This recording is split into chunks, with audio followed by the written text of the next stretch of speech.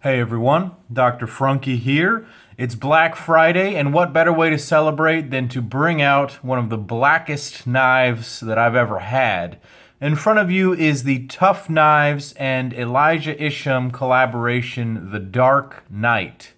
This is a very interesting knife that comes out of the mind of Elijah Isham and the hands of Geoff Bluavelt, the man behind TuffKnives. And this is a super interesting knife for a number of reasons. Well, namely, the design philosophy came from Elijah's mind after a discussion with Geoff about an interesting satellite. That's right, there is a satellite circling the Earth called the Dark Knight satellite. This is a sort of an unusual object because no nation seems to be able to recognize or claim this satellite, and no one really knows what it's for. And a lot of people think that it's an alien probe used to monitor the Earth. And if you go and look at pictures on Google of the Dark Knight satellite, this knife is actually shaped remarkably like that satellite. And so that is where the discussion came from.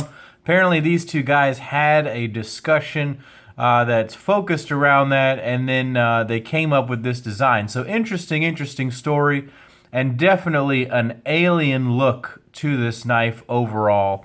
And I was blown away when I saw the first pictures up on Geoff's Instagram. I asked him then if it was for sale, and it wasn't as of yet, so he posted this up one random day, and I jumped on it because I have been fascinated by this design, and I think a lot of other people were as well. This definitely falls into line with a lot of Elijah's other design work. If you follow the channel, you'll know that I've done some videos on a few of his other knives, the Megatherium from Kaiser and the Wee Knives Zeta.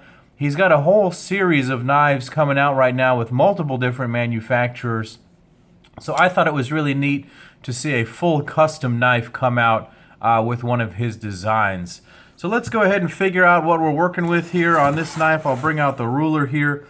Up front, we have approximately 3 3/4 inches of actual blade length done in this interesting sort of tanto grind with the compound grind. All the way back to the pivot is about 4 1/4 inches. The handle itself is approximately just under 4.5 inches, and the grip area here is at about 3.5 inches, but you can choke up on it. It's a very ergonomic handle. We'll talk about that in just a little bit. Let's see here.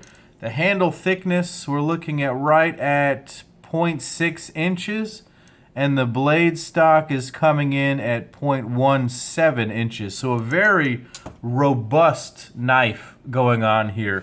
Very tough, and it's going to stand up to a lot of abuse, except for maybe the finish, and we'll talk about that in a minute as well. Here we go. The weight right now, 5.3 ounces. So not terribly heavy for how robust this knife really is.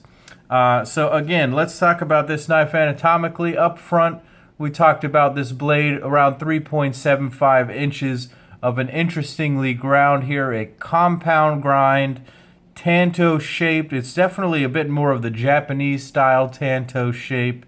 It's got a drop point coming down over here, and we have this very large cutout that's very characteristic of Elijah's work. What that cutout allows you to do is open this knife in a number of ways. You can spider flick it if you get a good grip on it. Sorry, I messed that one up. You can spider flick it just like that. You can use your thumb to open it up, and of course you can do a little spidey drop if you're into that kind of a thing. So it allows for a lot of different ways to open the knife. It will, however, get stuck if you use this on any organic material. You're going to get some gunk in there and you'll have to clean it out. But luckily, it's big enough that it should clean out relatively easily. You have Geoff's logo on there, the TuffKnives logo. And I don't think I mentioned that this blade is done in CTS XHP steel. So a nice steel and a nice design. It's very functional.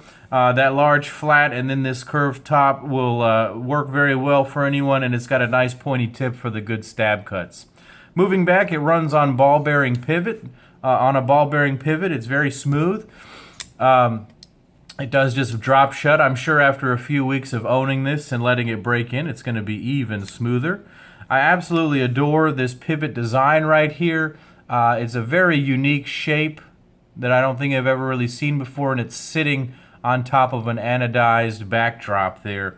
Same thing for the screw right here. Rather simple construction. There's a T8 torque screw right there, also sitting in a bed of anodized titanium. The handles are full titanium, but only bits of them are anodized. So let's go ahead and talk about that handle here.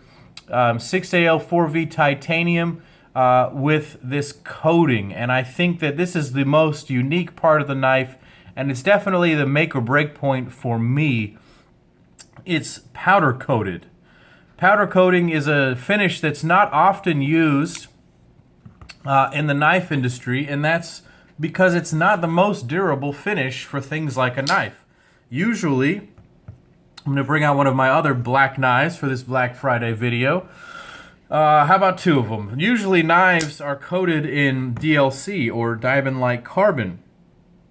And that's because DLC is very tough. I can run this through a piece of cardboard, a piece of wood, and it's not going to rip off the finish. But this powder coat is going to be a little bit more flaky. You see powder coat in things more like car engines and things like that that are stable, that aren't going to take any sort of an impact at any point.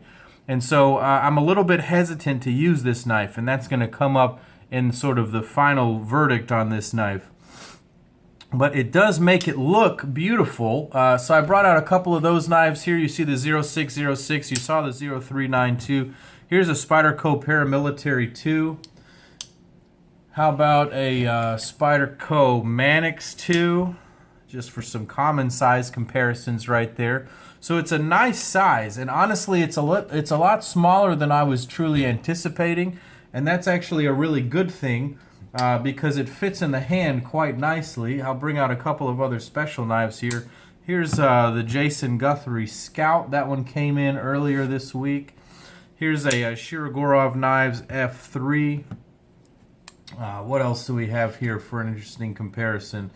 Here's the Gavco and Custom Knife Factory spinner collaboration. I'm just pulling out my black knives here for this video.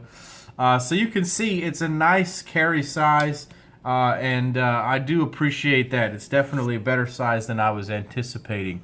Back to the handles here. The handles are actually quite ergonomic. Somebody commented on my Instagram picture that this is an ergonomic nightmare.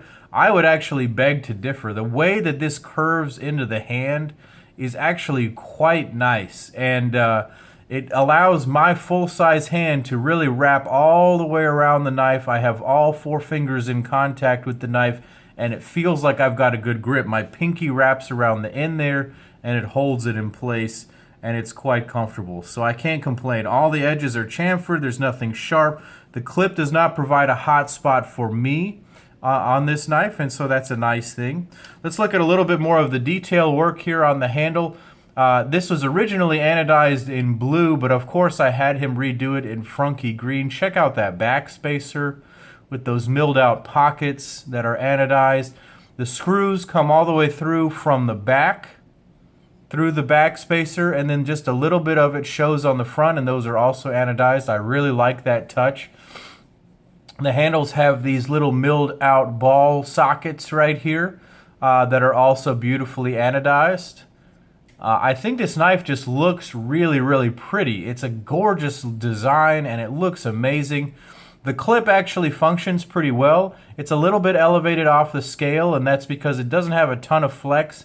It also sits right in the milled out pocket for the lock bar relief, and that's a little bit unusual, but it actually functions fine. Being in the middle of the lock bar relief actually allows things to slide in and out pretty easily, rather than putting it at right at this edge of it where everything is going to get bunched up. But at the end of the day, I don't see myself keeping this knife forever. It is a beautiful knife, but this is a collector's piece and not a user knife. I'm actually not ever going to be able to carry and use this knife, and you know that that's my philosophy. I may have increased the number of knives that I have, but at least at the very end of the day, I want to be able to use them. So this one will probably be moving along to a happy collector. But thank you guys for watching. Let me know what you think of this knife. Go ahead and follow Elijah and TuffKnives over on Instagram. Follow me on Instagram, and as always, guys, take care.